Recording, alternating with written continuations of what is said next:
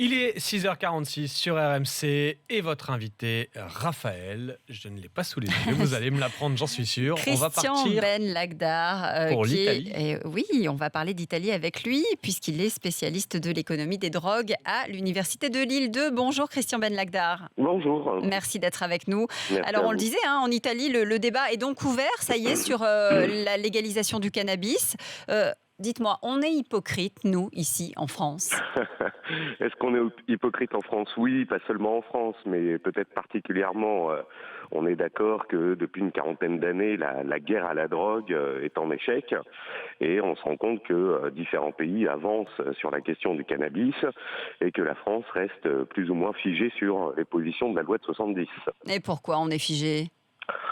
Ah, manque de courage politique, peut-être pression policière, je ne sais pas, mais en tout cas, en matière de cannabis, les questions de santé publique en France sont réglées par les policiers et toujours pas par la prévention ni les médecins. Oui, vous parlez de courage politique, c'est Christiane Taubira qui avait lancé la discussion, c'est pas la seule, il y en avait eu avant elle. On pense évidemment par exemple à Vincent Peillon. À chaque fois, c'est un tollé général.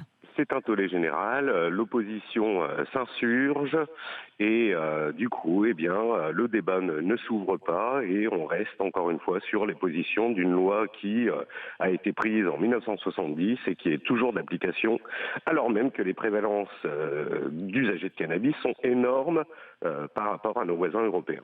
Oui, parce que en 1970, il n'y avait pas 750 000 usagers au quotidien, ni 1 400 000 usagers habituels. Non, absolument. On était sur des prévalences plutôt ridicules. On a placé le cannabis sur le même plan que l'héroïne, la cocaïne, etc.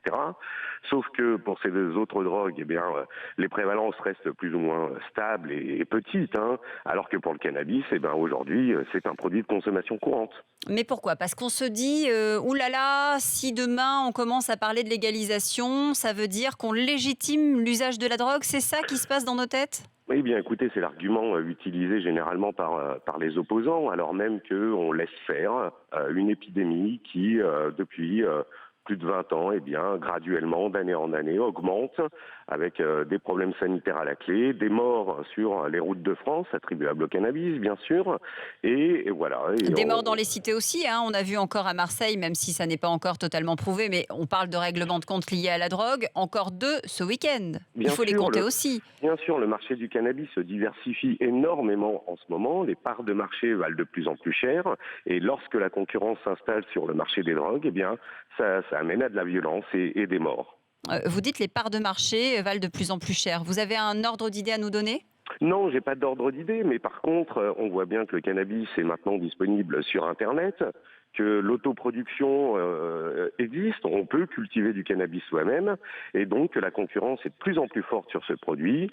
Bientôt, on aura du cannabis légal vendu aux États-Unis sur Internet et livré par La Poste ou FedEx ou je ne sais quelle entreprise de livraison, et les réseaux criminels français vont s'arracher les parts de marché. Dites-moi, légaliser le cannabis permettrait quand même de savoir pour l'État qui, quand et combien. C'est une des vertus, si j'ose dire, que aurait une légalisation. Écoutez, c'est ce que le Parlement italien se propose de faire, me semble-t-il. Effectivement, la légalisation aurait l'avantage, peut-être d'assécher complètement, en tout cas pour une bonne partie, les marchés criminels et de contrôler la population usagère. Qui fume, quelle qualité de cannabis est consommée et surtout, ça permettrait de contrôler le prix de ce produit. Le légaliser, ça passerait par quoi aujourd'hui en France, selon vous, Christian Ben Lagdar?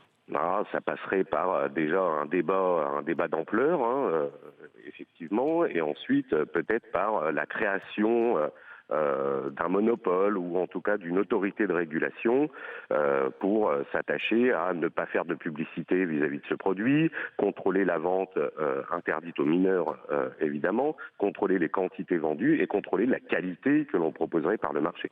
Ouais, en attendant, le débat est lancé en Italie. Ça ne fait pas forcément plaisir à tout le monde, notamment à l'Église, qui est très forte, très présente en Italie. Oui, alors même que la doctrine catholique, me semble-t-il, n'a pas de posture sur cette question. Bon, écoutez, on est encore sur la morale, alors même qu'il faudrait être vraiment sur la santé publique.